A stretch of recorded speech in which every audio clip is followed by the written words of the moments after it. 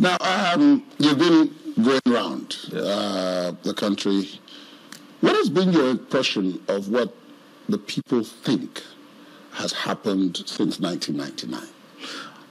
I think the first thing I found out is that there are really no structures out there of governance. There are large swaths of land in Nigeria that is ungoverned, and some other parts ungovernable. What's the difference? The ungoverned is there's no presence of government. The ungovernable part is the part that probably with even any effort on the part of government, they haven't succeeded in coring the confidence and the support of the people to give them any form of support, because people have lost faith in governance. So one led to the other, or vice versa. But most importantly, I also understood, having visited over 32 states in the last 9 months, that there is no understanding of what the Nigerian people are and what they want on the part of people governing them. So governance has been reduced to federal and state capitals mostly, and the other parts are places that are probably indigenous to people in government, their hometowns, local governments, and places they think they owe favors. So that's been my general experience.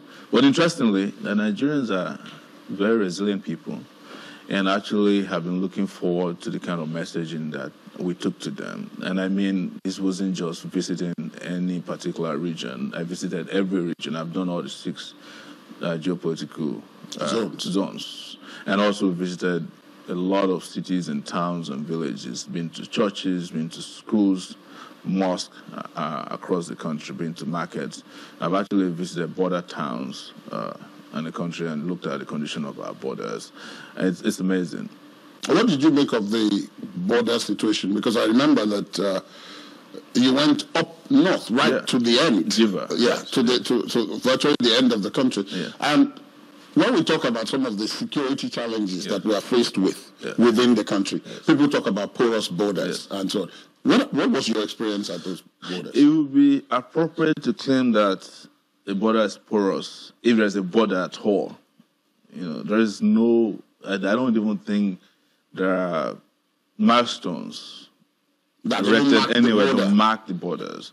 We just have security agents who have a duty post, and they have a little stick or iron across, and for transactional border businesses. That's what I saw.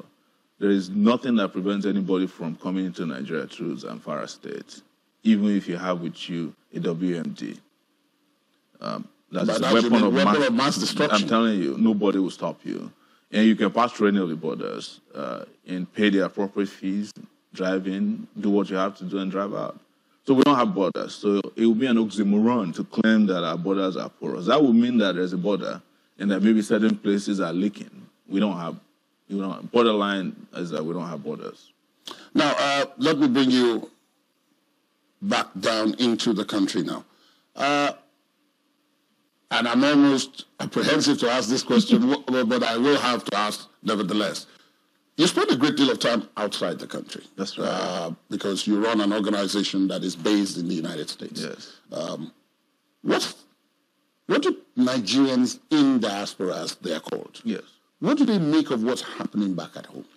What is most interesting is that the people that are most interested in Nigeria, I think maybe for reasons of nostalgia, Nigerians who are based outside of Nigeria, the Nigerians in the diaspora, and all of them are constantly looking in, constantly watching. Just so that you know, I have access to more information about Nigeria when I'm outside of Nigeria than I am when I'm inside of Nigeria, because I'm constantly looking in. I wake up when people wake up in Nigeria. I go to sleep when they sleep, I have to be engaged with Nigeria. It's partially nostalgia and also this sense of deja vu that, you look in and you have this expectation, but nothing is happening. That's the bad news all the time. But there's a part of you that wants there to be great news coming out of the place, because the diaspora, as you call it, in a lot of ways is second slavery. So you've left Nigeria, it's fantastic, but then you have to work all the time.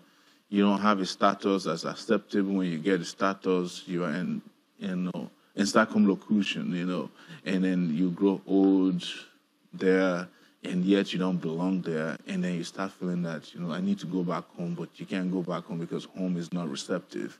So you are there constantly hoping that things will be all right. So you are traveling between optimism, and absolute depression and dejection. But some people listening to you will be surprised that you would be saying that, because they say you have it good, you're doing very well. Yeah, because there's a level of consciousness that has accompanied my life, and it's deeper than just traveling to the U.S. and trying to dress like them or wear sneakers or go to movies. I have had kids there, gotten married there. But I understand in depth, having been on that side of the world, and understanding what their own citizens go through, and what we have to go through first to be part and belong in that society. And I know that applies to everybody. And then understand that at the end of the day, it's almost vain. If you're in Nigeria, you own a house, it belongs to you. In the U.S., it belongs to the bank. You have to pay taxes. At the end of the day, it's almost as if, there's this vacuum inside of you that has been created by living away. Yes, having life the way you want it, but not having the substance you want in life because you're not where your life should be. So you are out of your genetics living abroad. That's the way to describe it. Okay, now let's come to the politics. Yes. Many people would say that the politics has been disappointing, and I'm sure you're one of those. Otherwise, you wouldn't make yourself available to contest for this position. But there are a number of people who ask the question, why start at the very top? Yes. Why? Well, when nations have problems that are created at the very top, you solve them by starting at the very top. I'll give you an example. The best place to be if you're looking for a lucrative job in the UK is a local government executive, because that is the top of their own political delivery. That is where government meets the ordinary people. So, but if you want to make impact, or when nations are looking for people to change their countries, they look for people who are the best to start at the top, because the top is the most important part of a political system. There's no question about it. The president of a country is the most important character in a political environment like ours. So when a country is rotten, you cannot fix it by going to the local government. You go to the presidency and fix it. And you look for men with capacity and character and intellect, intelligence, connection, exposure, and all of the good things that people like that should come with to man that place. What I'm trying to say to you is that, when we want to go to the World Cup where it's most competitive, we send our best 11, right? When you send your second or third 11, you are bound to lose. You don't need to be told after the preliminaries that you're not going to make it very far. So that is why the top is very important to people like us, because we've seen what people do when they get the top right, putting the right people at the top. I have seen it by my exposure. And contrary to what people say, I have never been disengaged from politics. I've just not been playing partisan politics. There's no political development in this country that's happened in the last 30 years that I did not partake in. And you know that because we started with channels, as a matter of fact. When channels started, in fact, one of the most important video clip about my youthful participation in politics in 1993 came from Channel. And who was the anchorman interviewing Abiola on that day? John Momo, your chairman. Yes. So that shows to you. You were much younger then. Exactly. I was exactly 22 years old, but also the president of the University of Lagos Student Union. And we played a major role in bringing about the democracy that came about in 1999. Now, I'm happy you alluded to that, because there are quite a number of people who ask the question, who is this man, Omoyele Sowore? Why is he so controversial? Why is it that people keep talking, about some of the things that happened in the past? And I'm happy you alluded to that, because as as president of the University of Lagos Students' Union, yes, you were deeply involved in the battle against the military at the time. Exactly. And you paid a price for it, which is ultimately what led you to the United States. Absolutely. I was almost killed. You know, I had my career on the line. I was expelled twice. As you know, I was attacked and injected at the University of Lagos. And I was detained several times by the police, the SSS, and the Army. I mean, at the point, the Air Force, when I did my youth service. So I've been through it all. But the problem is this. We no longer teach history.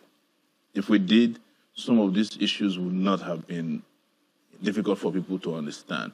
So we have a new generation of young people who actually are only learning history by 140 characters. And, you know, that don't last enough for people to understand there were guys who were around in 1993. When there was none of those. There was none of those. And nobody's teaching that. So there's a huge gap, vacuum, in letting people know even contemporary history so that all the student leaders who fought for June 12 or who fought with Abiola would have been known. Most young people rarely even know Abiola. You have to introduce Abiola to them and say there was an annulment of an election in 1993 that almost led to war in this country. And I think people who removed or expunged history from our educational curriculum knew what they were doing when they were doing it, because they knew that if people learned history, some of them would become so irrelevant, they would be scraping the bottom at this point, because history would have confined them into oblivion. Now, let me come now specifically to your plan. Yes. You're seeking to be president. That's correct. So definitely you have a plan. Absolutely. Let's take a look at at a plan before you came out to say you were doing this. Before I came out, before we became a political party. Now, let's take a look at some of the key elements Yes. Of that plan. Yes. I've seen you on one or two other media where you, one of the key things that, for example, has been pointed out that needs to be addressed, yes, if Nigeria is to move in the direction so many want it to move, is power supply. That's correct. How would you tackle that? So it's got to be a mix of power supply techniques. And technology is our friend in this regard. So we are at a miserable 3,000 megawatts of electricity right now. And this country is in need of at least 24,000 immediately for us to have some kind of grasp around electrical supply. And we're not talking about supply of electricity for people to fall asleep with fan and refrigerators alone. We need industrial supply, industrial level supply of electricity, so that industries can rely on the national or regional grids to have electricity. And one of the areas we want to tap into is solar energy. And we have African examples to follow. If you just do a small research, you find out that people in Morocco have done it so successfully. Egypt just recently generated 17,000 megawatts of electricity that was let into their national grid. You know, it was what I was crying about when they said Nigeria's economy has surpassed that of South Africa. That without electricity, you are deceiving yourself, because you don't even have enough electricity for kids who want to do their homework before they go to bed with. So if we go rapidly, you know, and we tap into gas, and we tap into hydro, we tap into coal. I'm not a big fan of coal, but we have coal, and coal is still 10% of how U.S. is generating electricity. And you do so rapidly. Probably even more for a country like China. Yes, and you can get your electricity right. And the moment you get electricity right, your GDP will increase almost immediately and rapidly, and perhaps by a percentage that will surprise economists. So without getting electricity right, you can't even get security right. You can't get education right. You can't get health right. You can't get agriculture right, because imagine that we have electricity and the farmer is somewhere in Benue State, where they call Nigeria the food basket of the nation, and they grow and they can preserve their tomatoes before they get to Lagos, and you don't have the huge post-harvest loss that we have. Or you have vehicles that can be powered by even electricity that can drive them from Benue to Lagos in refrigerated trucks. Things are going to start getting all right. So electricity is major, but it's going to need huge investment, it's going to need commitment, it's going to need focus, and I'm going to be the chief electricity officer of the country, not the minister of petroleum, because that's what every president has done. Because petroleum is, of course, a slush fund source revenue. I need a president who really want to do work, something that will produce immediate results, and not the one who wants to have a title or being a minister of petroleum. Be the chief electricity officer of Nigeria, or the chief advocate of Light Up Nigeria, so that every section of this country will not be in darkness at night. You just need to see how bad we feel when you fly into Nigeria at night, and you just see a patch of Lagos dark, and it's all over Nigeria, because sometimes, depending on where you're flying in from, you're entering from Kano, and you're looking down and seeing that this country is in darkness. It's terrible. But so that's why that's a major priority for us. But again, before electricity, we have security, because for us to build infrastructure that will deliver on our electrical promises, we need to have security so that people can work 24/7. It's going to require, people working 24/7, putting all the pieces together, drawing the agenda, and ensuring. Would you be thinking of state police, for example, now that we're talking about security, given our current challenges? Oh, you look. When we are talking about state police, it's not the most difficult thing. What I'm interested in is, if you are policing, are you training, are you equipping properly? Whether it is called a state police, in some cases, it's a matter of the uniform they wear. In the US, there are local government police. Every town has its own police department. Every campus has its own police department. But there's something that is common to all of them. The standard of training must be approved by the federal government, and there must be a set of conduct that's acceptable to the government. So that if a state policeman is misbehaving, or a state police department is misbehaving, the federal police, which is the FBI in the US, can come in and take over and investigate. So you can't just say you are creating state policemen. You leave it to the governors. They use it to kill their opponents. They don't pay them salaries. You have armed robbers on your hands. But do I support state police? Absolutely. In fact, beyond state police, I want every town to have their own police department. Right now, we are, as a matter of fact, do, because that's what the vigilantes are doing without wearing uniform. That brings me to the issue of insurgency. Yes. Because, it started off in the Northeast, but now we seem to have some low-level insurgency in many other places. You mentioned Zamfara. Yes. You've been to Zamfara. There are battles going on there. There's the herdsmen, farmers thing in the North Central region. There's the age-long kidnapping that has been going on, armed robbery, and so on.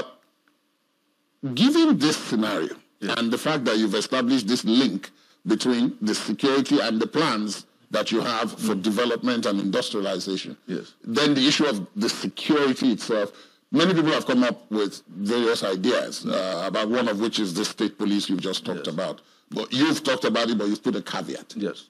What other thing would you do? Well, let me say correctly that insurgency did not start in the Northeast. It actually started in the Niger Delta region. Recently. We're talking between 1999 and now. And so state police is not going to solve insurgency. So what we solve is a holistic security system put in place. For instance, what I would do is to separate policing from the territorial integrity of Nigeria, which is the job of the army. Part of our problem right now is that our soldiers are, doing jobs that are not meant for them. You see them at parties, they're escorting people, escorting smugglers. You have to remove them from that. Let police do internal work. Let the army do the external work.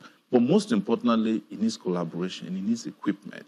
You are not going to defeat Boko Haram by way of the way we are doing it. I give an example, for example, that we use, which is an anathema. You are fighting Boko Haram with open roof vans. In other countries, you fight them with armored personnel carriers, so that the soldiers that are fighting them are not exposed. But we are exposing our soldiers by using Hilux vans. Hilux vans are not even an acceptable way of, local policing anywhere else. So we need equipment. We need to arm and train and equip our Air Force. We need to do for our Navy.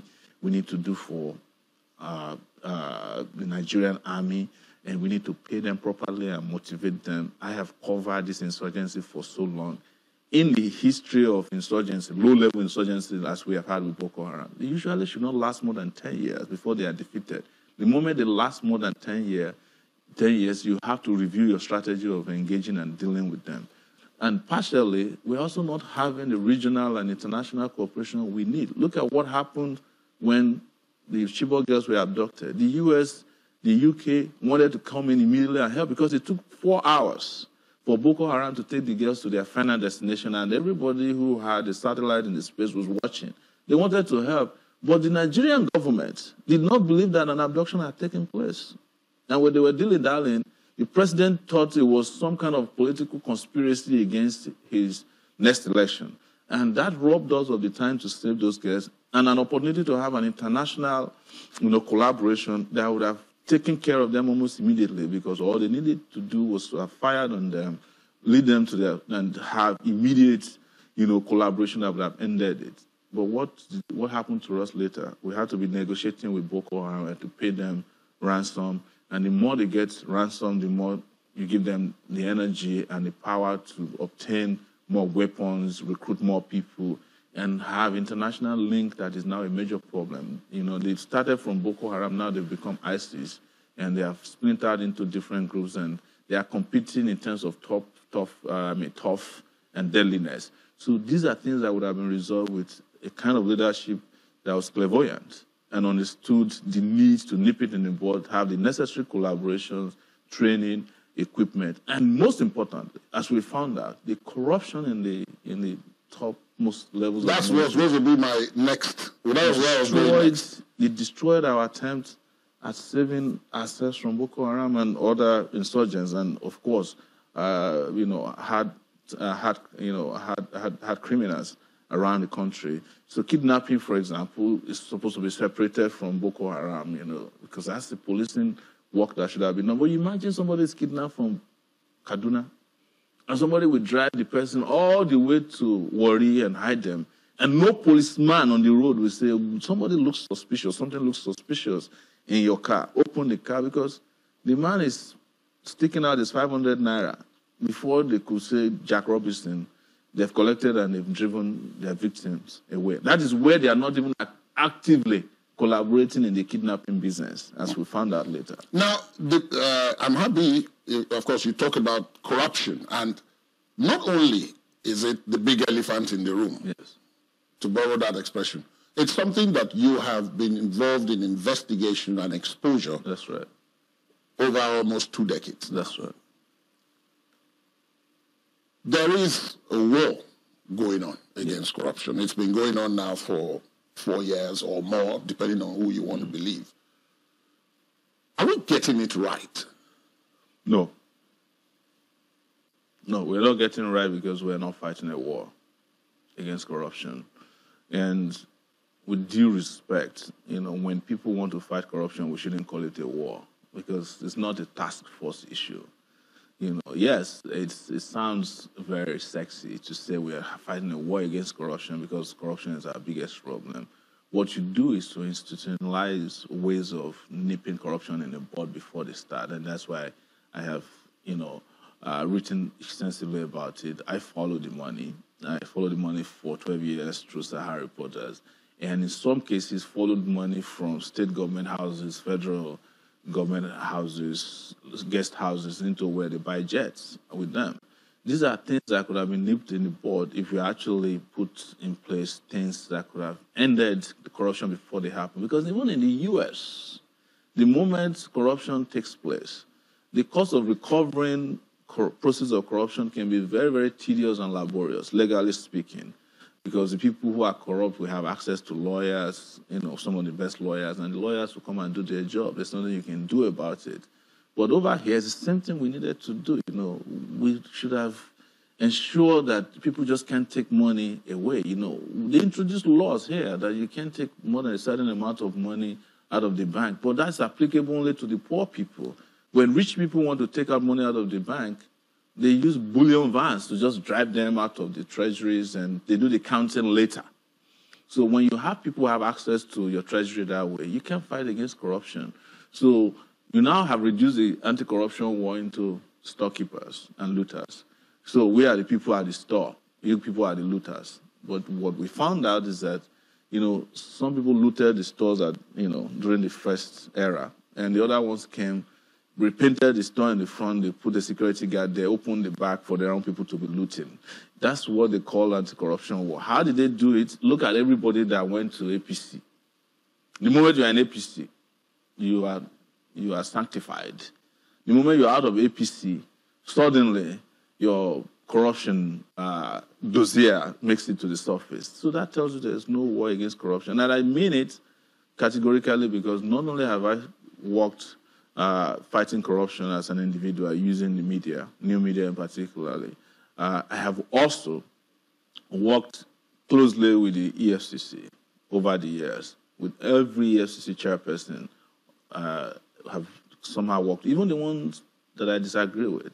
I've made sure that I had a commitment. I know what happens internally with political interferences, the fact that you can't get anybody prosecuted until you go to the villa, and the villa people said it's okay, or they will supply names of people that should be prosecuted for political reasons, or names that you submit, they say, well, this one is on our side, wait, And all those kind of interferences are not going to help anybody to fight corruption.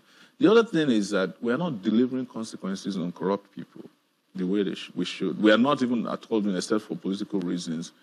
In the U.S., just over Halliburton bribe alone that happened in Nigeria, the U.S. made several billions. I don't know the exact number of billions, because they were jailing individuals, seizing their assets, and the companies that were involved, they were making them pay hefty fines. That's delivering consequences.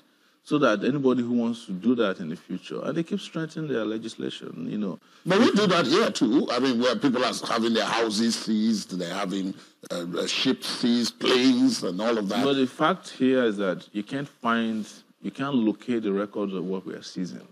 You only hear that houses have been seized. There was a time they said they would name all the people who they took money back from. Have you ever seen it? No, we don't know. They're just playing with our minds. And that's why I said there's no war against corruption. In the U.S., even when you are pleading, innocence, or you are pleading guilty, or you have a plea deal with the Justice Department, in this case, the Ministry of Justice, there has to be documentation to say this is what you said, and it can be made available to the public.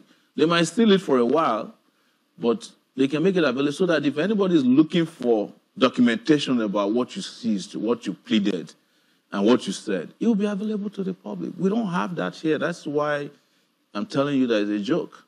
What would you do differently? Of course.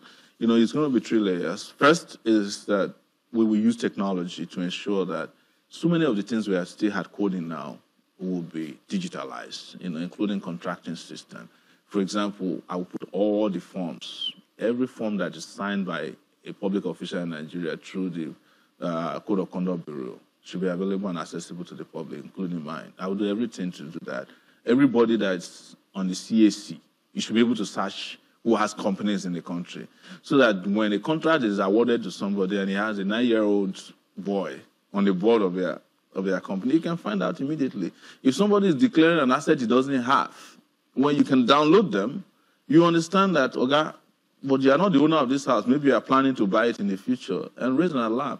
Of course, I also strengthened the whistleblowing policy. I have to give it to whomever dreamt the idea. It's a good idea. It's always been around, that you encourage people with conscience within all these institutions, whether private or public, to whistleblow, reveal if they have seen anything that is unusual.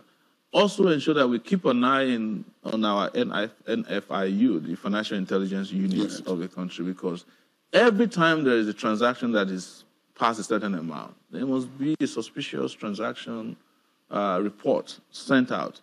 It's happening, it's supposed to be happening here, but nobody is doing anything about it. All because there's no money that moves without paper trail.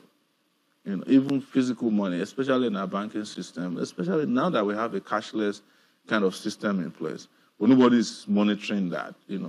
Transparency is the solution to a lot of our corruption. When you're transparent about the contracting system, who's our contractor, how much we are earning, how much we are spending, 30% is taken care of. Another 30% is enforcement. I would say another 40% is delivering consequences, crime and punishment. That is what every other country has done around the world to make sure that the yam ban is safe from goats. Well, But there are those who would argue, and I want to use the same analogy you've just used now, that for as long as the majority of the goats are hungry, and they have no alternative means of feeding, their entire effort will be devoted to accessing the barn. That's so. In other words, you need to ensure that the basics that usually propel many people towards considering corruption are removed. Absolutely. So that it is only those who are really determined that will head in that direction. I'll tell you why, and why that is correct and what we're doing. One of the proposals I have is a minimum wage that matches up with the living wage. You have, civil servants in this country who are earning 18,000 naira per month. That is when they get paid. That's if they get paid at all. That's the receipt for stealing right there. So if I'm working in a government office 8 to 2 p.m. and I'm earning 18,000 naira, and you bring something for me to do, what do you think I would do is, first of all, to ask for what you have for me. Because I know that I may not get paid, or even if I get paid, the salary will not take me home. And I'm looking at the senator who probably did not even have a certificate, who never been to school, or who forged a certificate, who's earning 13.7 million naira as allowances per month. And if I work at 18,000 naira per month for 37 years, I still will not make what the senator is making in a month. Why do you think I will not be corrupt? Yes, it incentivizes corruption, especially in a society where there are no consequences for it. So what we propose to do is to pay workers 100,000 naira minimum wage, so that at least they have something that can take them home, that can support their families, health care, and all of the little things they want to do. So if you ask them to go do work, they'll do it, and they see that there are consequences. They don't want to look in the direction of the yam ban, because the yam ban in this time is well protected. It's in a digital enclosure as opposed to being left to the goats. So if a goat is going to the yam ban, first it will be detected because, it's transparent process. Goats. Yes. Other goats also will be watching. No, now we are going to not be using goats to man the yam ban. We will use Alsatian dogs that don't eat yam to get the goats not to be close to it. That is what I mean by enforcement. Now, you mentioned it a little earlier on, but it's a very big problem. Yes. Currently, our major revenue earner is oil. Yes. And virtually every aspect of it comes from the Niger Delta, where you're from. Yes, right. You grew up there, so you're not talking about it from the outside. Absolutely. Many people applauded when in 2009, President Yar'Adua introduced the amnesty program after some of the younger elements in the Niger Delta had taken up arms against the government and were damaging infrastructure. But since then, it seems as if there has been retrogression because some of those militants have returned to the creeks because they allege that quite a number of the promises that were made, which made them drop the arms, were not fulfilled. I know you've traveled extensively in the Niger Delta, even in the last 9 months as well. What's going on there? Well, nothing changed. What it did is the same way Nigeria reacts to every problem. I mean, the fire brigade approach, as we call it. There's fire, you bring the fire engine, it takes it down, and then you leave.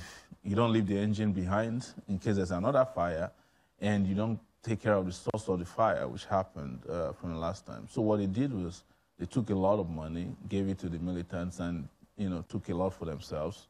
And actually, at the beginning, they were sending militants abroad to learn to be pilots and to be welders. But when the militants, some of them came back. Some of them were abandoned abroad. They never took care of them because I had to do a lot of reporting on it. Some of them came back and didn't find the jobs that they expected to do. What normally we should have done is everything that we trained them for is to replicate that institution in Niger Delta region, and invest in infrastructure in the area. Look at Niger Delta, they couldn't even complete the East-West highway till today. It's still in a dilapidated condition. They haven't been able to find jobs for so many of the militants. By the way, a lot of the militants are earning more money than even university professors, even till tomorrow. An average militant in Nigeria who is registered as in the amnesty program is earning about 135,000 naira per month.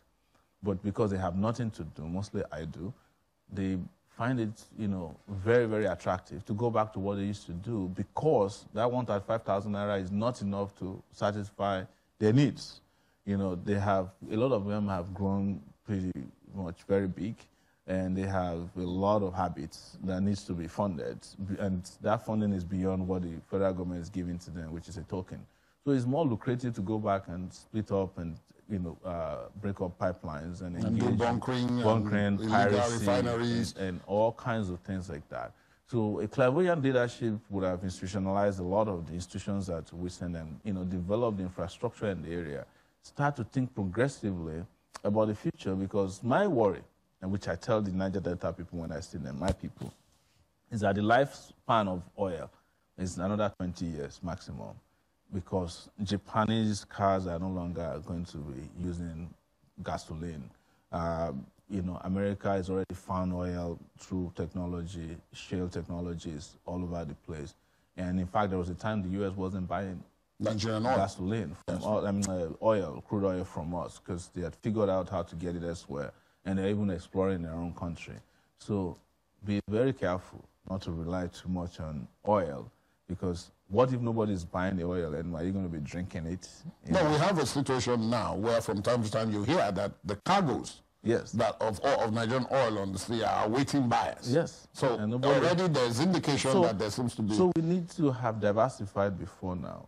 But let me tell you, the investment we need to make is not in oil. It's to train people to be part of a knowledge economy that is coming, and this technology. If I was in charge of Amnesty, I'll be training people to become coders. I'll be training them to build computers, and do things that they can, so that they can compete in the future with knowledge economy that is coming. That's what China did, that's what the US is doing. But we're not doing any of that, because most of our leaders are not interested. And in some cases, to be fair to them, they're not knowledgeable enough about what is operating internationally on the world stage for them to understand that the investment we need to make on how to diversify our economy is not to be relying on sales of cargo. Because also the militants have figured out how to sell crude oil themselves, and they have people who are all over the Gulf of Guinea waiting to buy oil in whatever quantity they can find that are not regulated. That's why Nigeria at the time was crying that they want their oil to be somehow have a signature on it, so that they can differentiate the one that's been... Well, who cares about that? It's not diamond, it's not gold. People can find crude oil, they'll buy it and go and refine somewhere, as long as there are no rules governing how you buy and sell. And nobody is going to waste their time helping you to man your borders if you can't do it yourself. So this is where leadership is important. And I mean, clairvoyant, forward-thinking, futuristic governance or leadership is needed for the country. The investment we needed to make in Niger Delta was in education, so that people are prepared enough, so that it's so well that they can compete in the future. As things stand today, it's a matter of time before militancy returns. Full scale. Already it has returned, of course. They no longer report it as they used to report, but they're still, people are still blowing up pipelines, and they're still doing, piracy is still, going on massively in the Niger Delta. Oil bunkering is going on, of course, with official support. So a lot of overhaul needs to be done, but the real investment needs to be investing the resources of Niger Delta in the people of Niger Delta. But, as I mentioned, the knowledge-based economy in the future also will recognize that the next Niger Delta might be the northern part of Nigeria if we put solar farms there. Yeah, because it will be protected. Exactly. It will be the next Niger Delta region, because energy will be the new will be the new oil. So it's a lot of things that our eyes should be open to. But we are led by leaders that are tone deaf and are blind bats, sadly. Now, there are those who listen to you now and have listened to you and say, these are good ideas, great ideas, and that it seems as if in this 2018-2019 circle, much younger politicians, if you agree to be called a politician, have come onto the scene. Yes. But that you needed to bandy together in order to present a formidable front against the already established forces. In this case, if, for example, if we take the current political scenario, you have the behemoths, what you might call the Goliaths, in the APC and the PDP. Yes. But then you also have parties like the AAC, the ANN, the ACPN, the YPP, and so on. But that individually, it would be easier for these Goliaths to pick you guys off one by one. Yeah. But that if you came together, and I think partly in recognition of that, there was something called pact that happened. But it ended in mutual recriminations, and it made a lot of people unhappy, including some of those who participated. I know I've spoken to Mrs. Ezekwesili. She wasn't happy about it. That was Fela, even though at the end of the day he was the candidate. But why is it so difficult? Because it seems as if you're repeating the errors that the older ones repeated, you know, in not being able to forge a common front and take each person's signature idea, put it together in a general idea, and then sell it to the people. So I will say that I actually did try to participate in PACT. And I went there, the first day I got there, I discovered that we're different. And that's the truth. Different from this guy. And I think it's based on experience. And I looked at it and said, you know, these guys are my age mates. But they are doing politics the same way the old people are doing it. For example, first day of PACT, the guys that came and claimed to be presidential aspirants were actually recruited to come and, you know, pad the place by some of the candidates. And they started, and I went just for one day and I told them, what we need to do, go to all the political parties that you are part of. Go and become candidates. And when you become candidates, we come back and discuss amongst ourselves, put all these ideas together. They said no, that the aspirants must be the ones voting for people who will become candidates. I told them it won't work, you know, and I left. So the others, never returned. I never returned. The others continued, even signed agreements among themselves. And the person who won was congratulated according to what I heard. But the person who lost, who was Kingsley, they didn't like the idea that he wasn't the one who won, because Kingsley had expected that he would be the one who would win this. I think he was given assurances by even other members of PACT. So if I wasn't part of it, I can't blame myself on what happened. But what I've done is to marshal out my plans. So you're using the Goliath and the David, you know, example, analogy. There's only one David, and there's only one Goliath. You know, even the APC and the PDP, as you call them, they are not two Goliaths. They are the same persons with just different nomenclatures. One left hand, the other one right hand. One body, same ideology, same behavior, same demeanor. So the David we need is just one person who also has a signature of every oppressed person in this country, who understood them, who understand what their aspirations are, to confront the Goliaths. And we have done so well after we left, after leaving the meeting of PACT. You know, I have been engaging with them. I even, at a point, took Fela to meet Professor Wole. You know, what I wanted to show to them is how open-minded I am. But I cannot compromise on principles. And the principles are that, you know, I know all the problems, I know who we need to fight, and so many of them are reluctant. In fact, one of them did say at the meeting that they were having meetings with elders, and the elders are kind of icky, or iffy, if you like to say it, that they want a young person who is not too rough. And I knew they were referring to me. So I knew from that moment that distinctively we are moving in different directions. So I had my suspicion that some of them are actually not there to run for office. They are showing up their hands in case there are positions are available for them. They don't want to rock the boat. I want to rock this boat. Why do people? Why does that come out sometimes? People saying, you know, they don't want, you know, the rough. What does that mean? Because it's not the first time I've heard you use that description. They are satisfied with the status quo ante, and they want some kind of transition that will not be turbulent. Because a lot of people who destroyed Nigeria want to keep maintaining their positions of comfort. And anybody that will come and change that would upset the apple cart, as they say, is somebody they don't want. And they don't hide it, you know. Even amongst themselves, they couldn't tolerate the likes of Abiola in the 90s. So the people who were around in the 90s during Abiola's time are the ones who are still around. The military generals, though now retired, are the ones who are still around. It was the Obasanjo's, Babangida's, the Abubakars, who are still, overseeing the transition process. And these people don't want any fundamental change that is revolutionary in nature. And they don't hide it. It is the reason why, when they had to choose people to do the debate, they made sure that the one who was too rough was left out of the debating process. But they knew that if the debate included me, there will be conversations there that would change the thinking of a lot of Nigerians. And they don't want that to happen, because anything that can open up this asylum in which they have kept our people, this prison, open prison, they don't want it. They want to keep everybody where they are, so that they can keep accepting 5,000 naira on election day, vote for them, vote for their children, and, everybody is okay, even if they're not happy.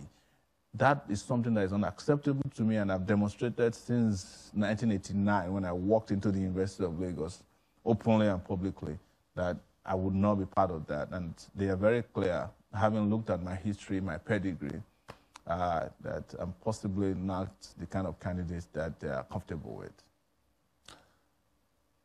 Omoyele, Sowore, thank you so much for speaking with us. Thank you so much for having me. Thank you very much. Thank you.